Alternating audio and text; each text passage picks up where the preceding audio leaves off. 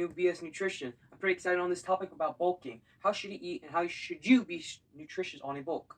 Well, being on a bulk is determined by many things. People believe bulking is when you over exceed the amount of surplus that you need. For example, a dirty bulk. But the type of bulk I'll be talking about is a clean bulk, so you guys have a better understanding what I'm actually trying to say than a typically dirty bulk of over consuming calories that you don't need and is coming from processed foods. A bulk is really just another term of any term. Clean bulk.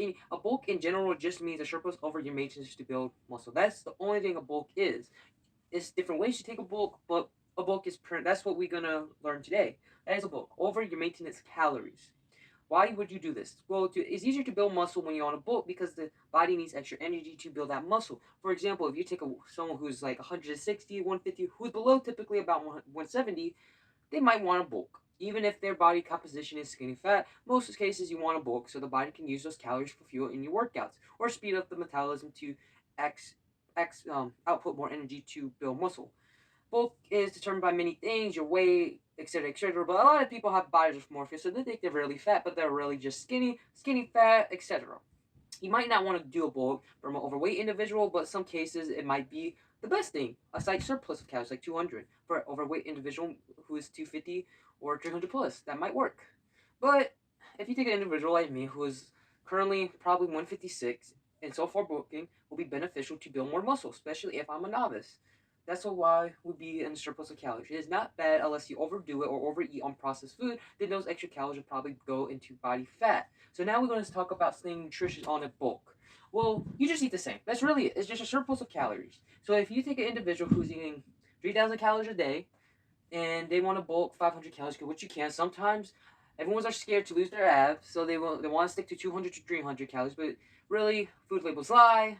And you might be burning more depending on the thermic effect of the food you're eating. So pasta might burn faster. So it's very dependable. And plus, your weight increase, your metabolism increase because you carry more weight, so you're burning more calories. So typically, I would say for a person who's don't just I'm recommending who's like 150 and very active, they might have to sometimes eat 500 to 1,000 calories. It's just how it is. That's not a dirty bulk necessarily. If you're very athletic, very like doing 20,000 steps a day, strength training 6 times a week, and typically these are going to be your younger kids like me, who has to eat that much in a day. Of course, you can put the science and blah blah blah, mumbo jumbo, and talking about how well you get fat on that, you will lose your abs, blah blah blah. You could do a clean bulk. I hear so many terms, but reality is you have to accept that you will gain low body fat from a bulk. It's normal. Your body's trying to, it's not called starvation mode, but it's trying to hold much fat, so for a case of a plague or anything to protect ourselves. So if we go in starvation, then we have those extra energy storage. But that's normal. You will gain fat on a bulk. Accept that. You will not see sometimes your abs. Accept that.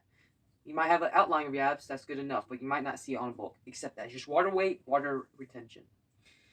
But let's go back on top of eating the same. So you pretty much eat the same, but triple to 2 times the amount of you eating. For example, chicken. Some people will probably times 2 of how much chicken they're eating, so maybe 280 calories to 420 calories. Beef, 400 to 560. It's just depending who you are, how active you are. Let's say, for example, the office worker is working 9 to 5. They're not very active. They're not on their feet, so they might probably not even do 2 times the amount of food they're consuming, but probably multiply it by 1.5 times the amount of food they're consuming. That's why I would suggest tracking just to become more easier and knowing what foods that you're consuming to not overdo it and consume a lot of processed foods involving if you are going to take that route and overdo it, and or just over consuming on foods that you really don't need extra on. Which yeah, that use the extra fuel, but if you are a little bit too concerned about extra body fat, let's say you try to stick to 300 calories and you overeat by 200 by beef, you might not want to do that for next time. So that's why I suggest tracking.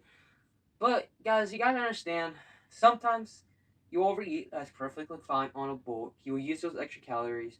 But the problem is we all know this. We all know to be nutritious on a bulk. But the real problem is if you're a type of person who's a big eater or who tends to like to eat on processed food, you might want to lower the carbs, eat more fats, or eat your protein sources first. Because if you're eating mostly processed food, especially on a bulk, those extra calories, specifically processed foods, because it has added sugars, and now I'm not saying sugar's bad, but has added sugars, and sugars might be into body fat, then into your training. It's just how the body works in metabolism, refined sugars and natural sugars. So it might turn into more lipids, fats storage.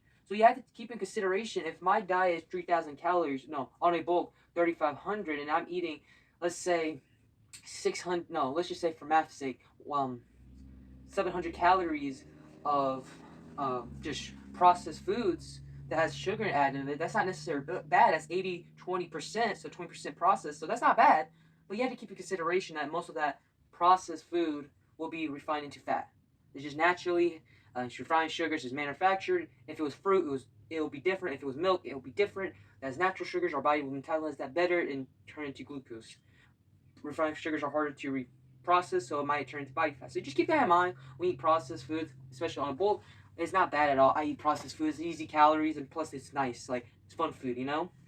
And you just don't want to overeat on processed food. That's one of the things. You don't want to overconsume. You want to eat more of natural foods.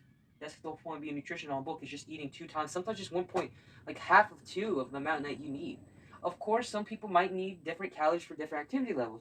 You have to determine by seeing how much you eat. I recommend tracking just to know a baseline of how much you should eat. It will be easier in the long term, and I highly recommend it. If you don't do that, then um, you can still have success on a book without tracking calorie deficit maintenance. Yeah, that's perfectly fine, but you really want to be pretty accurate. I say track, but don't overdo it to a point that you're tracking every gram of rice and be like, oh my god, I'm 100 calories over my surplus, over my under surplus. Oh my god. Okay, come on, guys, don't be that serious. But just keep in mind, don't eat so much processed food. What I would do is do the 80-20 rule, even on a bulk. So for me, for example, I'm very active. I do about 35 to 40,000 steps a day. So that range, no, 35 to 37,000 steps a day. Now I strength train 5 times a week, just so my body can recover. I used to do sick, and my maintenance is around 4,000 to 4,500.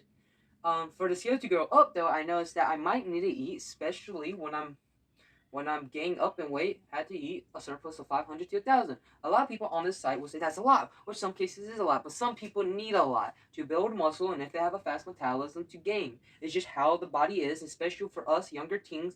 We are still growing. You guys gotta understand. Sometimes 1,000 calorie surplus is needed to build muscle. This 3,000, I believe, this main gaining bull crap for so much time.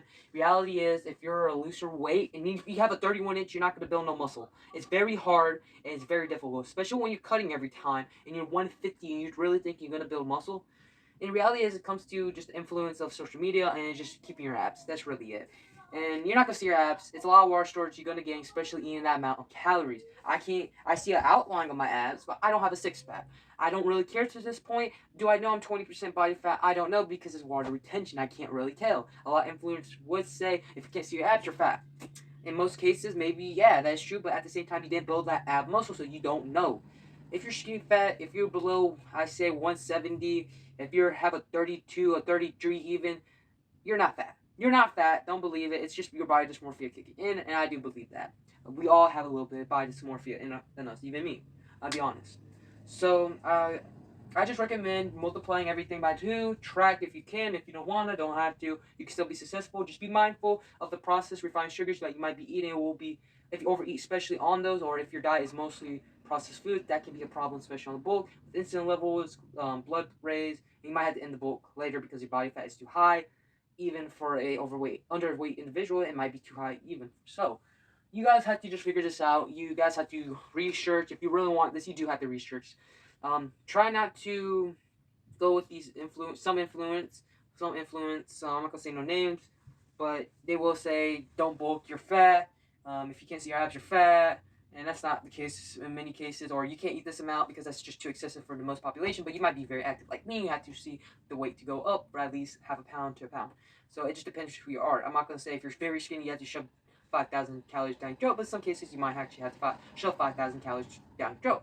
That is the case. I'm sorry, but that is the case. If you're overweight individual, some would say you can bulk, which that is true, but you might want to do a small surplus. I'm talking about if you're 250 pounds, that is your body composition is mostly 30% of body fat. So if you're in that case, then yeah, you might want to do a slight surplus. You think it won't make sense, but if you shrink consistently, that's the point. Consistently, your body might use those extra calories, and you might recomp. That is some things you could try.